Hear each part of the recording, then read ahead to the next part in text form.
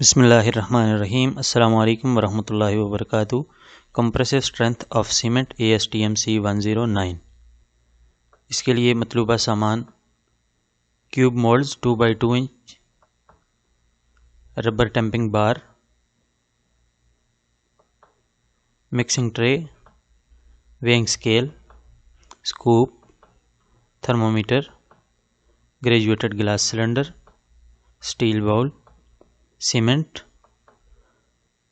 और graded sand हमें चाहिए ASTM C778 टेबल 1 के मुताबिक। डिटेल्स इसकी आप यहाँ पे वीडियो को रोककर देख सकते हैं। Distil water, spatula, towel, compression test machine. अब प्रोसीजर पे आ जाते हैं। नंबर ऑफ़ क्यूब्स के हिसाब से मटेरियल की रिक्वायर्ड क्वांटिटी दी गई है। 500 ग्राम हमें सीमेंट चाहिए 6 क्यूब्स के लिए। 1375 ग्राम्स ग्रेडेड सैंड चाहिए। 242 ml हमें पानी चाहिए। इसके लिए लेबॉर्ट्री और मटेरियल्स का टेम्परेचर 21 से 25 डिग्री सेंटीग्रेड पर मेंटेन होना चाहिए। 500 ग्राम हमने सीमेंट का वेट ले लिया 6 क्यूब्स के लिए। 1375 ग्राम ग्रेडेड सैंड ले ली। 242 ml हमने पानी ले लिया। सीमेंट और सैंड को हम मिक्स करेंगे पहले, उसके बाद पानी मिक्स कर लेंगे उसमें और अच्छी तरह उसका यूनिफॉर्म्ड पेस्ट बनाएंगे।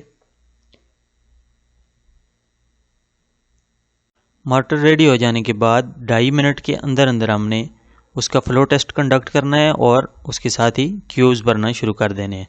पहली लेयर के लिए तकरीबन 1 इंच मॉर्टर मोल्ड में डालें और मोल्ड के पूरे एरिया में 32 दफ़ा लेफ़्ट से राइट, राइट से लेफ़्ट, फ्रंट से बैक और बैक से फ्रंट की तरफ टैंपिंग करें जैसे यहाँ दिखाया गया है। दूसरी लेयर के लिए मॉर्टर को मोल्ड सरफेस से थोड़ा ऊपर रखें और पहली लेयर की तरह टैंपिंग करें। अब स्पैचुला की मदद से आप या स्ट्रेट एज से एक्सेस मॉर्टर उससे रिमूव करके सरफेस को प्लेन कर लें। मोल्डिंग के बाद सैंपल को 24 घंटे के लिए 21 से 25 डिग्री सेंटीग्रेड टेम्परेचर पर लैब में रखें। 24 घंटे के बाद मोल्ड्स को खोलकर स्पेसिमेंस को पानी में क्यूरिंग के लिए रख दें। पानी का टेम्परेचर भी 21 से 25 डिग्री सेंटीग्रेड होना चाहिए। अब 3, 7 और 28 दिन के बाद 2-2 क्यूब निकालकर टॉवल से एक्सेस मॉइस्चर रिमूव करें और स्पेसिमेन को मशीन के बेयरिंग ब्लॉक के बिल्कुल सेंटर में रखकर 0.9 से 1.8 किलो न्यूटन पर सेकंड के हिसाब से लोड अप्लाई करें और मैक्सिमम लोड रीडिंग नोट कर लें। कैलकुलेशन और रिपोर्ट के लिए एक्सेल शीट देख लीजिए।